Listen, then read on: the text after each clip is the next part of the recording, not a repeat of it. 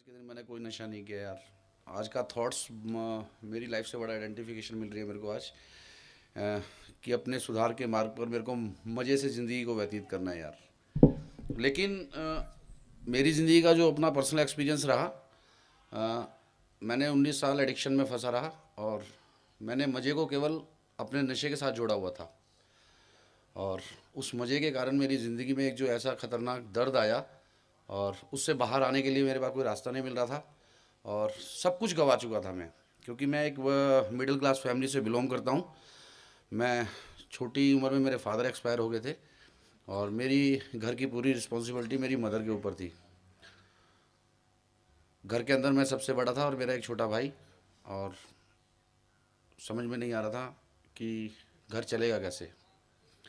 लेकिन रियली मैं आज अपनी मदर के लिए काफ़ी अप्रिशिएट करता हूँ कि उन्होंने ज़िंदगी में मेरा साथ नहीं छोड़ा। क्योंकि एडिक्शन के समय 2-3 साल मेरे घर वालों को समझ में नहीं आया था कि मैं नशा कर रहा हूँ और मैं गलत रास्ते पे भटक चुका हूँ। लेकिन 3 साल के बाद जब मेरे घर वालों को पता लगा तो मेरे घर के अंदर एक खलबली, एक तूफ़ान आ चुका था। और क्योंकि मेरी मदर ने एक बात बोली थी जब मेरे पापा एक्सपायर हुए थे कि कोई बात नहीं, अगर मेरे हस्बैंड एक्सपायर हुए हैं तो कोई बात नहीं, लेकिन मेरे 2 बेटे हैं और ये मेरे को सपोर्ट करेंगे। लेकिन उसमें से एक बेटा, मेरे जैसा बेटा, बहुत लाडला था मैं अपनी माँ का। और आज भी हूँ, ऐसा नहीं है आज नहीं हूँ, आज भी हूँ। और उस लाड़ प्यार ने शायद मेरे को बिगाड़ दिया और मैं अपने मदर का जो प्यार था उसका नजायज़ फ़ायदा उठाता रहा और बहुत समझदार अपने आप को समझता था और अपने आप को सबसे शाना कि शायद इस घर परिवार के अंदर मेरे जैसा कोई है नहीं। लेकिन जिस तरीके से मेरे घर की जिम्मेवारियां मेरे सर पे होनी चाहिए थी, उन जिम्मेवारियों का कभी मेरे को एहसास नहीं हुआ। और मैंने अपनी ज़िंदगी का एक रास्ता चुना अपने तरीके से। वो रास्ता था मेरी ज़िंदगी में मज़ा और मैं उस रास्ते पे निकल पड़ा। लेकिन मैं भगवान का बहुत शुक्रगुजार हूँ कि उस भगवान ने मेरे को भी एक सुंदर, एक अच्छा परिवार मेरे को मिला है आज।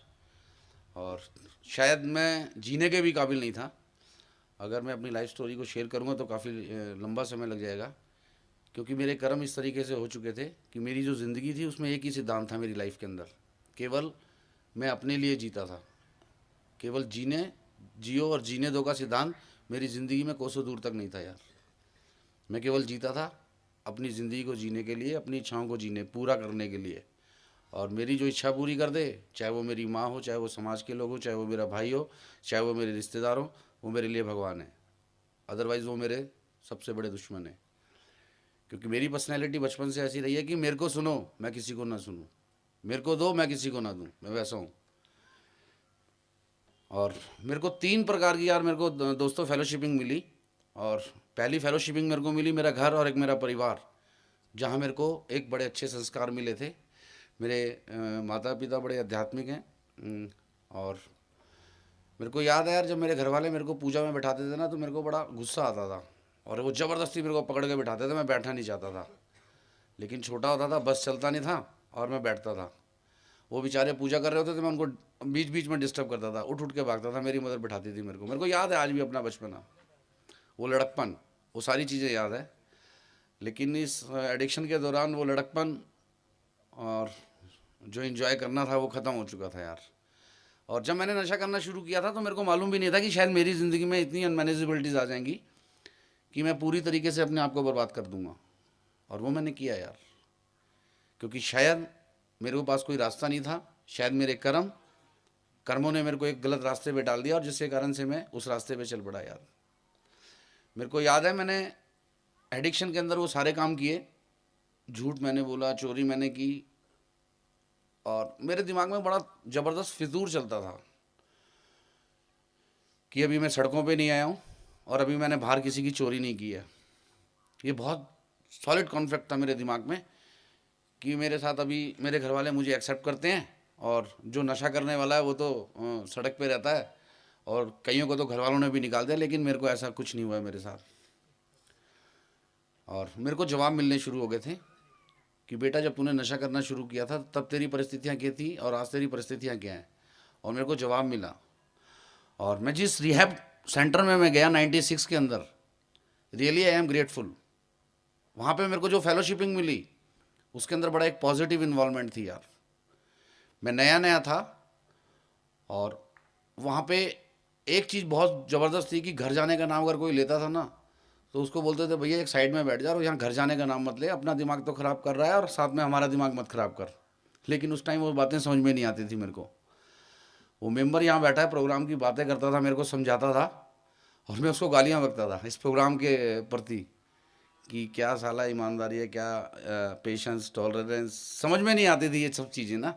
और मैं उसको गालियाँ बकता था और भगवान को गालियाँ देता था, क्योंकि मैं तो वही इंसान हूँ ना कि भगवान मेरी इच्छा पूरी कर दे तो भगवान बहुत अच्छा है, और जहाँ मेरी इच्छा पूरी नहीं तो भगवान को भी मैं गाली देता था। मैं उसको गालियाँ बकता था उस मेंबर को। और कहता है थोड़े दिन के बाद तेरे को सब कुछ समझ में आने लगेगा, सिर्फ आज के दिन उस भगवान से प्रार्थना कर कि आज के दिन भगवान मेरी मदद कर और यहाँ रहने में मेरे को सद्बुद्धि दे यार। लेकिन मेरे जैसा इंसान जिसने 19 साल नशा किया और पता नहीं दुनिया भर के मैंने ट्रीटमेंट कराया, मैंने कहीं रुका नहीं था। लेकिन ये बात समझ में आने लगी थी धीरे धीरे कि मेरे जैसे इंसान को मेरे जैसे ही समझ सकता है। और मैंने उस ट्रीटमेंट सेंटर में बड़ा ज़बरदस्त नाटक किया और अपने हाथ पे ब्लेड मार लिए, क्योंकि मेरे घर वाले मेरी बात मानते थे, मेरी बात सुनते थे, और उन्होंने कभी ये नहीं कहा कि हम तेरे को घर से बाहर निकाल देंगे। और मेरी मदर बेचारी 65 ईयर ओल्ड, वो बेचारी एवरी सैटरडे मीटिंग करती थी। और उन्होंने मेरे को 1 महीने के लिए उस रिहैब सेंटर के अंदर डाला था, क्योंकि मैं अपने घर का बहुत बड़ा राक्षस था, बहुत बड़ा राक्षस। और मेरे घर वाले ये सोचते थे कि ये राक्षस किसी तरह इस घर से निकल जाए ताकि इस घर में शांति आ जाए। और उन्होंने मेरी बात मान ली कि ठीक है बेटा, हम तेरे को 1 महीने के लिए डाल रहे हैं और 1 महीने के बाद हम तेरे को वहाँ से ले आएंगे।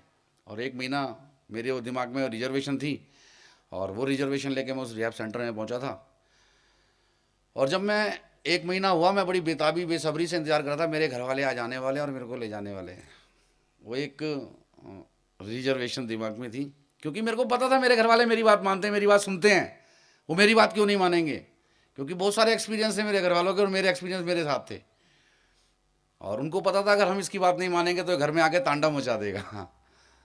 वही हुआ, मेरे घर वाले आए और उन्होंने बोला बेटा ऐसा है, अब हम तेरे को नहीं लेके जा रहे हैं, और जब ये सेंटर वाले तेरे को भेजेंगे हम जब तेरे को लेके जाएंगे। मैंने कहा अच्छा, ये तो तुम बहुत गलत बात कर रहे हो, और ये सोच लो अब चाहे 6 महीने रखो चाहे 1 साल, छूटना तो मेरे को है, क्योंकि रिहाई तो एक ना एक दिन होनी है ना मेरी भी। और वहाँ से आने के बाद मैं फिर सोचो क्या होने वाला है, घर में अंत तक क्या अंत तक होने वाला है। मेरी माँ बोली बेटा ऐसा है, 19 साल हमने तेरे को सुना है, अब तू हमको सुनेगा।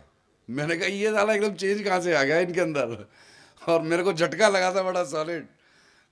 और मैंने अपने तरीके अपनाने में माहिर रहा। मैं कहा ठीक है, अगर ये ऐसे नहीं तो दूसरा तरीका अपनाता हूँ फिर मैं। और मैंने उस सेंटर के अंदर उनके अगेंस्ट काम करना शुरू कर दिया, क्योंकि मैं तो गलत हरकतों में शामिल रहा हूँ, गलत जगहों पे इन्वॉल्व रहा हूँ, गलत व्यक्तियों के साथ बैठता रहा हूँ। तो उस सेंटर के अंदर ही मैंने गंद मचाना शुरू कर दिया, और मैंने अपना हाथ काट लिया ब्लेड से। और मैंने कहा भेजोगे कैसे, नहीं तुम ज़बरदस्ती रख ही नहीं सकते। जो वहाँ पे काउंसलर था, रियली मैं उसका बहुत शुक्रगुजार हूँ, वो आज यहाँ आया हुआ है कलकत्ता से, और उसने मेरे को बोला बेटा चाकू ले और मर। क्योंकि मैं डराता था बहुत, धमकाता था बहुत। कहता हम तेरी बातों से डरने वाले नहीं हैं। मैंने कहा अब फंस गई रजिया गुंडों में, यहाँ मेरा कोई भी नाटक चलने वाला नहीं है। और वो समय गुजरता गया, और 2 महीने तक शायद मैं बड़ी इंसैनिटी में जिया वहाँ। और उस रिहैब सेंटर से, उस ग्रुप से मेरे को बहुत कुछ सीखने को मिला। वो मेरी दूसरी फेलोशिपिंग थी, और वो एक स्कूल था मेरे लिए।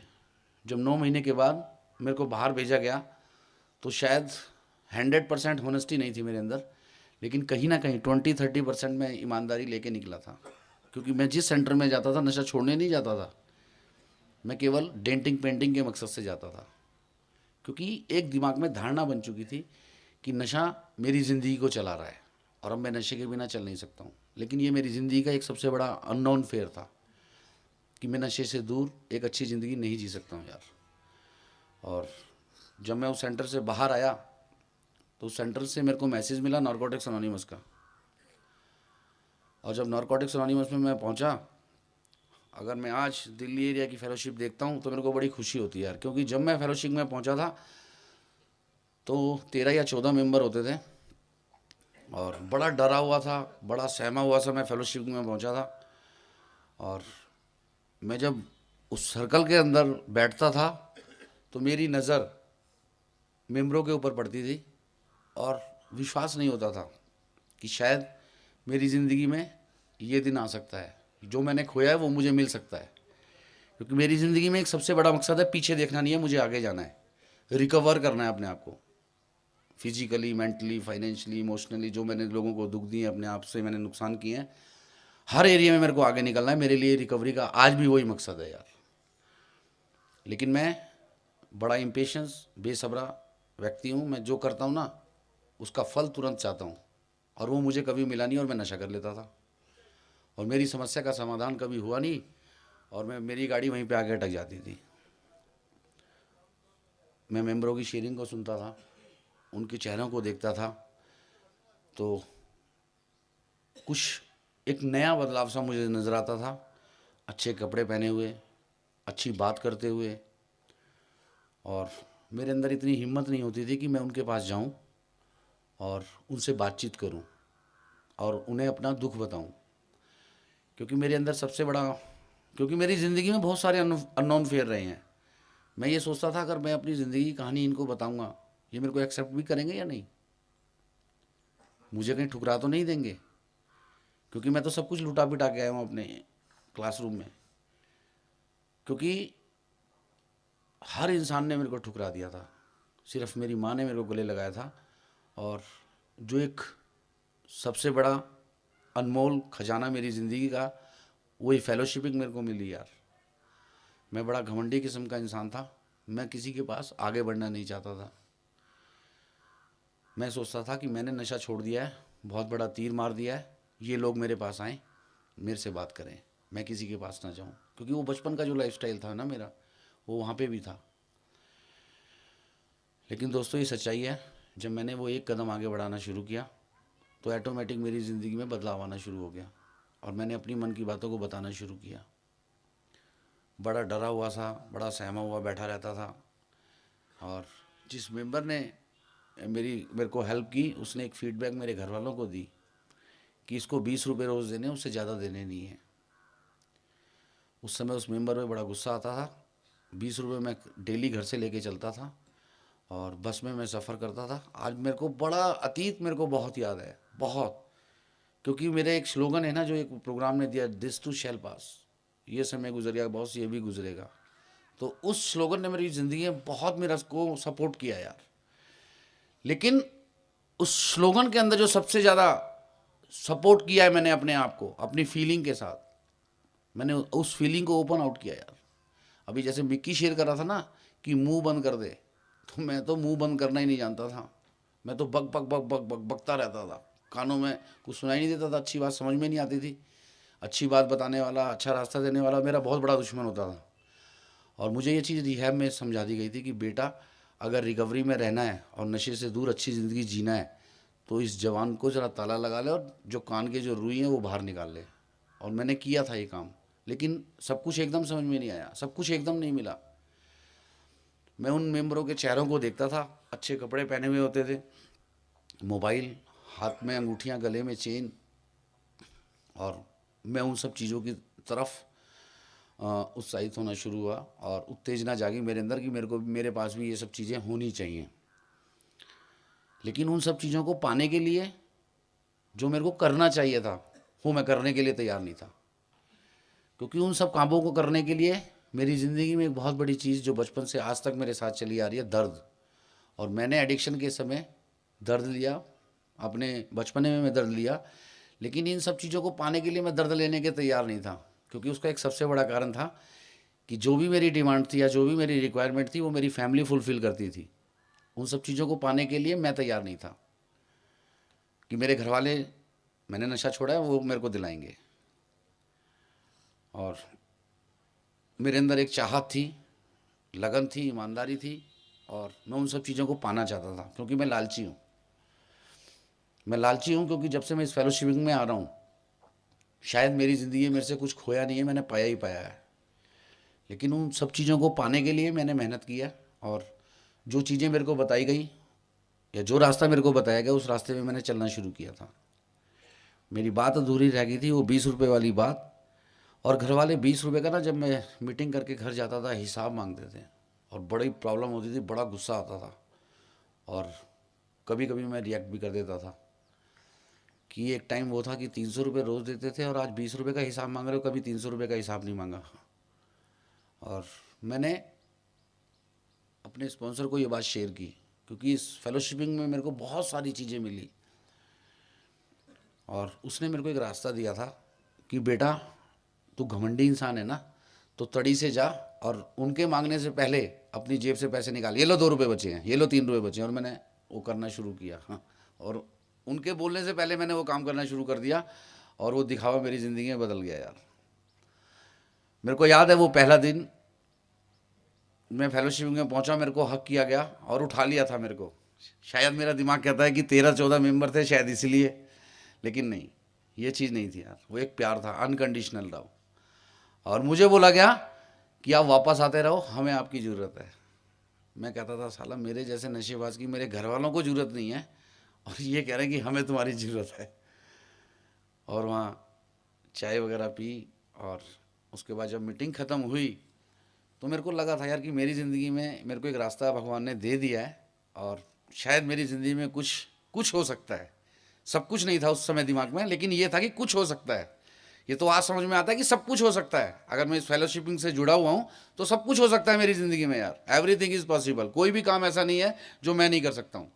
लेकिन इस मैंने मेरी ज़िंदगी को बर्बाद किया। मैं अकेला अपनी ज़िंदगी को ना तो चला सकता हूँ और ना ही अपनी ज़िंदगी में कर सकता हूँ। मुझे ज़रूरत है, मैं अपाहिज हूँ यार आज भी।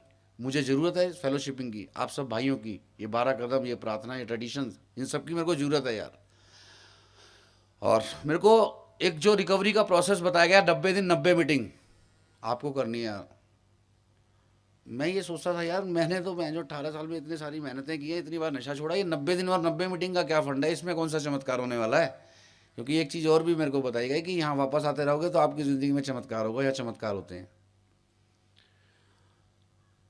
और सबसे बड़ी चीज़ थी, अगर रिकवरी में रहना है तो 2 चीज़ों का तेरे को त्याग करना पड़ेगा, अपनी इच्छा और अपनी मनमानी। और ये दोनों चीज़ें मेरे लिए कठिन थी, दोनों चीज़ें बहुत कठिन थी, क्योंकि बचपन से ही चली आ रही थी मेरे साथ मेरी इच्छाएं और मेरी मनमानी। मैं अपने तरीके से सब कुछ करना चाहता था। और क्योंकि रिहैब से आया था और एक अंदर लगन आ चुकी थी कि यार नशा नहीं करना है, चाहे कुछ भी हो जाए। उसके लिए जितना मर्जी दर्द उठाना पड़े, मैं उठाने के लिए तैयार हूँ। और मैंने वो काम करना शुरू किया फेलोशिपिंग के सहारे। फेलोशिपिंग में बैठ के अपनी मन की कहानियाँ बतानी शुरू की। और जब मैं शेयरिंग करता था तो बहुत डरता था मैं कि कहीं जो शेयर कर रहे हैं वो मेरा नाम ना ले दे या कुछ शेयरिंग करने के लिए ना बोल दें। क्योंकि मैं स्कूल में भी सबसे पीछे बैठता था और जिस सेंटर में था वहाँ भी सबसे पीछे बैठता था। तो क्लासरूम में मैं जब बैठता था तो भी डरा हुआ था कि मेरा नाम ना ले दे ये, क्योंकि मैंने बिना नशे के कभी बोला ही नहीं। मैं तो नशा करके शेर बनता था, बिना नशे के मैंने कभी किसी का सामना नहीं किया। और ये रिकवरी का एक फ्रूट्स है मेरे लिए कि आज मैं बिना नशे के एक मज़ा कर रहा हूँ अपनी ज़िंदगी का। लेकिन इस मज़े के अंदर बहुत सारी चीज़ें मैंने की हैं। मैं जब इन सब चीज़ों को प्राप्त करना चाहता था तो मैंने अपने स्पॉन्सर को शेयर किया कि यार मेरे को अब ना प्रॉब्लम आने लगी, गिल्ट आता है मुझे अब कि मैं 1.5-2 साल रिकवरी के हो गए हैं और अभी मैं अपने घर वालों पे डिपेंड हूँ, तो मैं कुछ काम करना चाहता हूँ। और उसने कहा यार अगर ये बात तेरे दिमाग में आई है और अंदर आई है तो बड़ी अच्छी चीज़ है, काम कर। लेकिन वही, मैंने तो कुछ किया ही नहीं ज़िंदगी के अंदर, मैंने तो नशा ही किया केवल, या घर वालों के बलबूते पे सारा इच्छाओं को पूरा किया है, तो काम कहाँ से करूँगा। क्योंकि काम तो मैं वो करना चाहता था, एयर कंडीशन ऑफिस होना चाहिए, टेबल चेयर अच्छी मिलनी चाहिए और टेबल के ऊपर एक बैल होनी चाहिए ताकि मैं बैल मारूं और मिनट से पहले मेरे को कोई सुने। मेरे को वो जॉब चाहिए। मेरी क्वालिफिकेशन इतनी नहीं कि मेरे को कोई ऐसी जॉब मिल जाए, मेरा कोई लाइफ का एक्सपीरियंस ऐसा नहीं जो मेरे को ऐसा कोई काम मिल जाए। और मैंने अपने स्पॉन्सर को फ़ोन किया और उसने मुझे एक एडवाइस दिया कि बेटा न्यूज़पेपर उठा और उसमें बहुत सारी वैकेंसियाँ होंगी। मैंने न्यूज़पेपर उठाया, किसी में सिक्योरिटी गार्ड की ज़रूरत है, किसी में एक चपरासी की ज़रूरत है। और मैंने उसको फ़ोन मारा, मैंने कहा यार उसमें तो कोई जॉब ही नहीं है, कोई भी जॉब नहीं है उसके अंदर तो। कहता है ऐसा तो हो नहीं सकता है। मैं कहा नहीं ऐसा ही है। और उसने बोला ठीक है बेटा, तू एक बार मेरे पास आ जा, फिर मैं तेरे को दिखाता हूँ कि कितनी सारी जॉब है। क्योंकि वो हकीकत थी, सच्चाई थी, मैं उनको करना नहीं चाहता था। और जब मैं उसके पास पहुंचा तो उसने दुनिया भर की जॉब दिखा दी मेरे को। कह रहा देख जा और बातचीत करके आ। तो मैं अपने तरीके से काम करना चाहता हूँ, मैंने जो खोया वो लेना चाहता हूँ। और मेरे को ये सब चीज़ बता दी कि जो तू खो के आया है अपने तरीके से अगर लेना चाहता है वो नहीं मिलेगी, उसके लिए कुछ करना पड़ेगा। मैंने उसको ये सब चीज़ें शेयर करता था फेलोशिपिंग की, कि मैं क्लासरूम में बैठता हूँ, मेरा ध्यान उस तरफ रहता है। कहता है लेकिन तू कुछ मत कर, तू वापस आता रहे, बस करता रहा। क्योंकि इस क्लासरूम में मेरे को मिल गया था स्पॉन्सर, मेरे को चूज़ करना है, स्पॉन्सर बनाना है। क्योंकि स्पॉन्सर मेरे लिए एक मेरा मार्गदर्शक है यार, बहुत बड़ा मार्गदर्शक है, और मेरी रिकवरी में उसका बहुत बड़ा हाथ रहा है।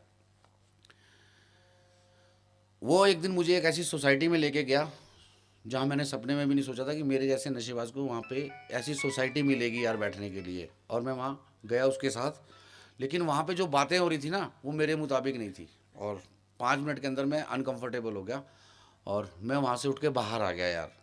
और बाहर आने के बाद मैंने सिगरेट जलाई, और थोड़ी देर के बाद वो बाहर आया और मेरे को बोला क्या हुआ। मैं कुछ नहीं, मैं सिगरेट पीने आया था। क्योंकि कहीं कहीं मैं अपनी फीलिंग से भी डिसऑनेस्ट हो जाता था। और उसने मेरे को बड़ा क्लियरली एक मैसेज दिया कि बेटा सच्चाई तो ये है कि जो तू चाहता है, तेरे तरीके से बातें हो, तेरे तरीके से माहौल हो, वो सब चीज़ें तेरे तरीके से नहीं मिल रही, इसलिए तेरे को प्रॉब्लम हो रही है और इसलिए तू बाहर आया है। तब मैंने उसको बोला कि हाँ यार ये सच्चाई थी। तो बहुत सारी चीज़ें मेरी ज़िंदगी में, मेरे स्पॉन्सर ने मेरे को बहुत सपोर्ट किया यार चलने के लिए। मीटिंग के बाद कभी डिनर का प्रोग्राम होता था, जेब में पैसे नहीं होते थे, तो मेंबर मेरे को सपोर्ट करते थे कि चल यार खाना खा के आते हैं। लेकिन मेरी ईगो मेरे को बोलती थी मेरी जेब में पैसा नहीं है और ये सब पैसे देंगे तो ठीक नहीं है वो। लेकिन उन्होंने मेरे को बोला कि जब तेरे को मिलेगा तो इसको पास ऑन कर देना, क्योंकि ये प्रोग्राम ही बेसिकली पास इट ऑन का है, मेरे को आगे बांटना है यार। क्योंकि मेरे को जो मिला है वो मेरे को आगे देना है। लेकिन मैं आगे जब भी कुछ दे सकता हूँ कि जब मेरे पास कुछ होगा। अगर मेरे पास ही कुछ नहीं होगा तो मैं किसी को क्या दे सकता हूँ यार, क्योंकि मैंने तो लिया ही लिया है। और मेरा एक सबसे बड़ा सपना था कि मैं ज़िंदगी में आगे जाऊं और बहुत कुछ करना चाहता था। और आज उस भगवान ने मेरे को उस मुकाम पे पहुंचाया हुआ है यार। काफ़ी सपोर्ट रही मेंबरों की। और ऐसा नहीं है कि फेलोशिपिंग के अंदर मैं सबको प्यार करता हूँ। मेरे कुछ लिविंग मेंबर हैं जिन्हें मैं बहुत प्यार करता हूँ, लेकिन हाय हेलो मैं हर मेंबर से करता हूँ। क्योंकि मैंने कभी रिश्तों को अहमियत नहीं दी थी, मैं हमेशा बिगाड़ता हुआ आया था। मैं आज की डेट में रिश्ते बनाता नहीं हूँ यार, क्योंकि मेरे को अपने कर्मों को बदलना है यार, अपने कर्मों को ठीक करना है। मेरा व्यवहार अपने आप रिश्ते बना देता है। क्योंकि मैं शुरू में ऐसे ही था, मैं जाता था नशा छोड़ के, मैं घुसता था कि मैं ठीक हो गया हूँ, अब मैं सबको सुधार दूंगा।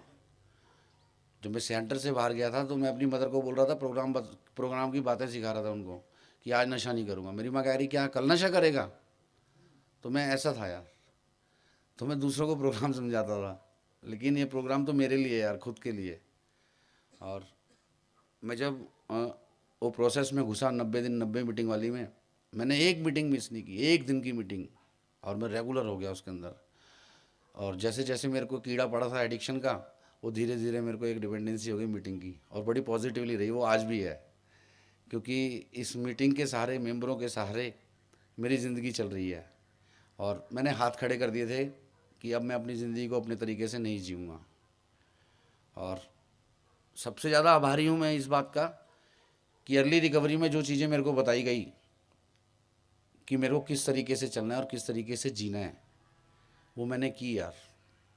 मैंने बड़ी अपनी इच्छाओं को मारा। मैं अच्छे कपड़े पहनते हुए किसी को देखता था, मेरे मन में एक इच्छा जागती थी यार मेरे पास भी होनी चाहिए।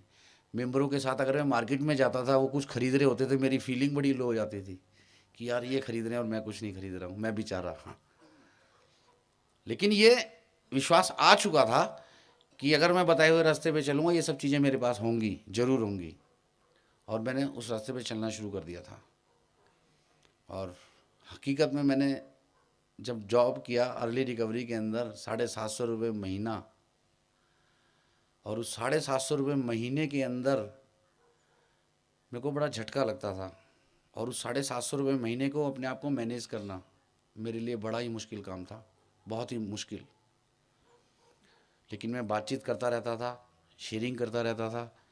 कोई चीज़ समझ में नहीं आती थी तो मैं उसको शेयर करता था, और मेरे को रास्ते मिलने शुरू हो गए कि अपने आप को 750 रुपये में तेरे को कैसे मैनेज करना है यार।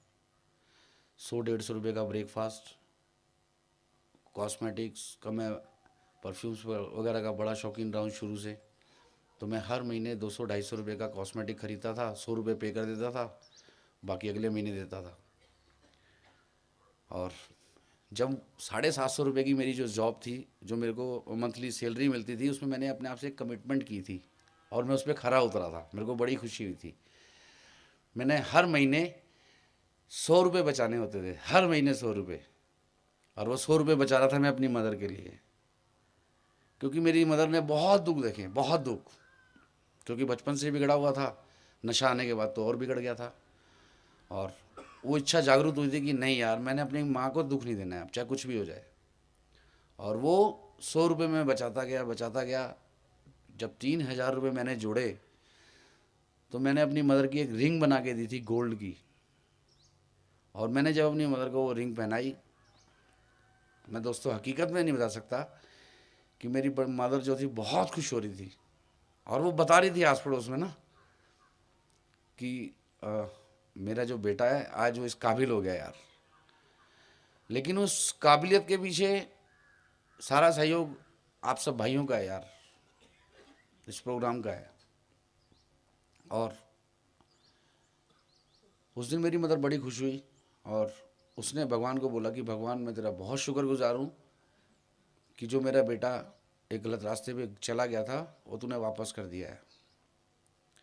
और मेरे लिए नशा छोड़ने के बाद दूसरा जीवन था यार, एक नया जीवन।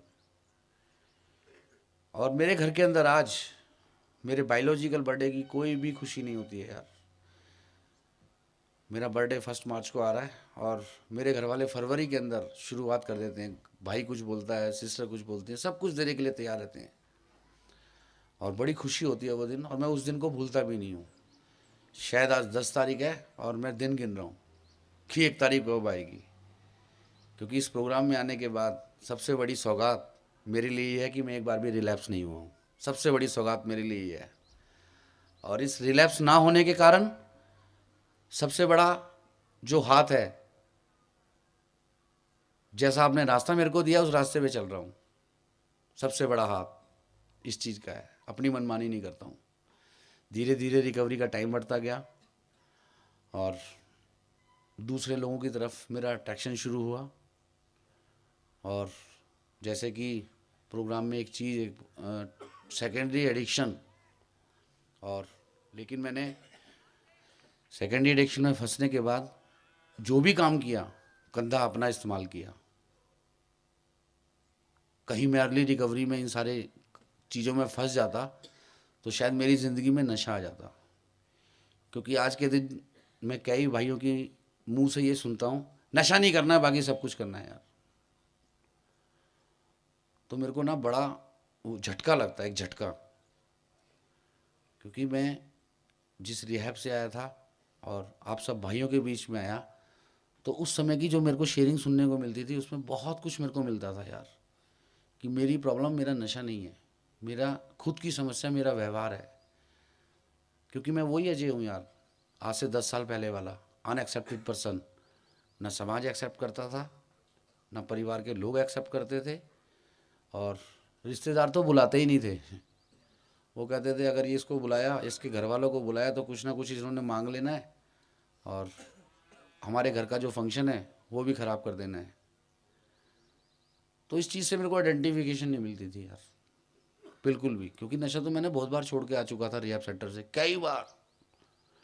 लेकिन मैं बार बार नशा करता था। और मैंने उस तरीके से अपने ऊपर काम करना शुरू किया और थोड़ा सा रिकवरी का समय बढ़ा और मैं फंस गया सेकेंडरी एडिक्शन के अंदर। क्योंकि मैं परफेक्ट नहीं हूँ, मैं आज भी अपनी ज़िंदगी में मज़े को प्राप्त करना चाहता हूँ। मैं आज किसी भी कीमत पे अपने मज़े को खोना नहीं चाहता हूँ। ये हकीकत है, ये सच्चाई है। अगर मैं अपनी ज़िंदगी को आज अपनी ज़िंदगी के अंदर से मज़े को ख़त्म कर दूंगा तो मैं बहुत बड़ा झूठा इंसान हूँ। लेकिन आज वो मज़ा लेने के जो तरीके हैं वो थोड़े से बदल गए हैं। मैं आज कपड़े पहनने में मज़ा लेता हूँ, मैं आज घूमने में मज़ा लेता हूँ, मैं खाने में मज़ा लेता हूँ। मैं जब अकेला अगर गाड़ी भी ड्राइव कर रहा होता हूँ तो मैं मेरी जो एक चॉइस है वो ओल्ड कलेक्शन है। मैं गाने सुनते सुनते मज़ा लेता हूँ।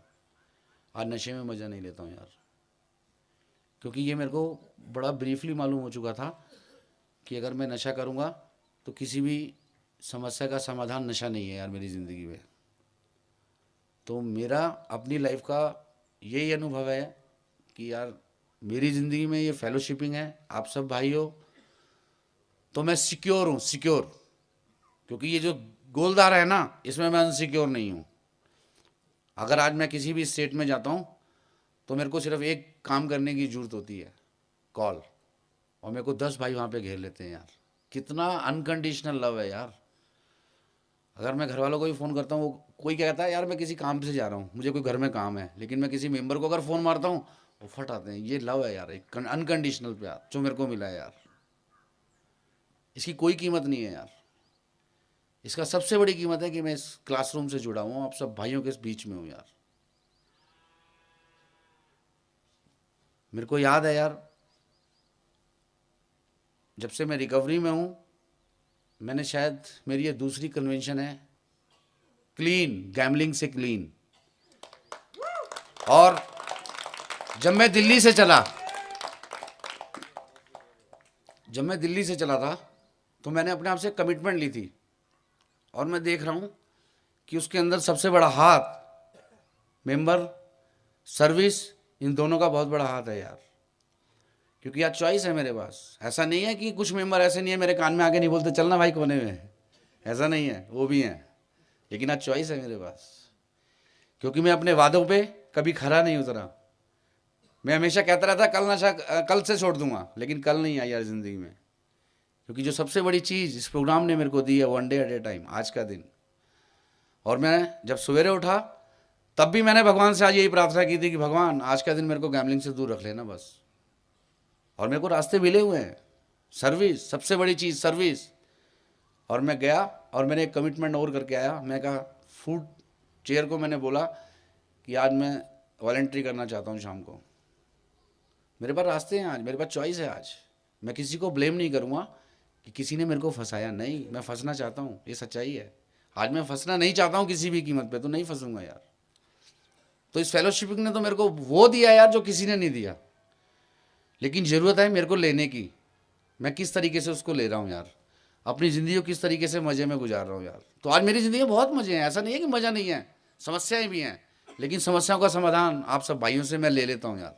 ये 12 कदम, ये प्रार्थनाएं मेरे को दे देती हैं, क्योंकि मेरी ज़िंदगी का अनुभव रहा है हमेशा दूसरों को बदलने का। हाँ, अपने आप को कभी बदला नहीं है। तो प्रोग्राम ने मेरे को एक चीज़ सिखा दी है, बेटा अपने आप को बदलता रहेगा तो तेरी ज़िंदगी आगे बढ़ती रहेगी। और मेरा सपना है आगे बढ़ने का, और शायद मैं जब से रिकवरी में मैं पीछे मुड़ के देखा भी नहीं है और ना मैं देखना चाहता हूँ। लेकिन अतीत को साथ लेके चलता हूँ, अतीत को ज़रूर साथ लेके चलता हूँ, क्योंकि मैं भटक जाता हूँ। आज भी मेरे कभी कभी कॉलर खड़े हो जाते हैं, लेकिन इस फेलोशिपिंग के अंदर ना तो मेरे कॉलर खड़े हुए हैं और ना ही मैं खड़े करना चाहता हूँ।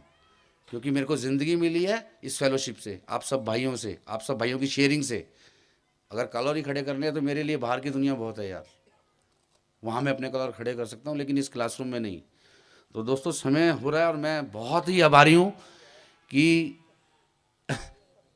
आप सब भाइयों का, कि मेरे लिए जो कन्वेंशन है एक गैमलिंग से क्लीन है। और मैं भगवान से यही प्रार्थना करता हूँ कि मैं जिस कन्वेंशन में जाऊँ उस कन्वेंशन में, क्योंकि मेरे लिए नशा है।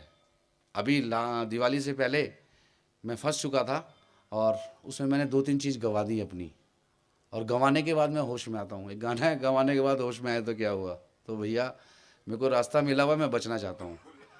तो मेरा हर उस नए भाई से सिर्फ अनुरोध है, कह सकता हूँ कि ये प्रोग्राम, ये फेलोशिपिंग, ये सर्विस मेरी ज़िंदगी में एक बहुत बड़ा हाथ है आगे बढ़ने का। अगर मैं इन सब चीज़ों को करूँगा तो मैं ज़िंदगी में 100% आगे जाऊँगा। दुनिया की कोई भी ताकत मुझे पीछे नहीं कर सकती यार। अगर पीछे होऊंगा तो केवल मैं खुद हो सकता हूँ यार। थैंक यू फॉर लिसनिंग यार।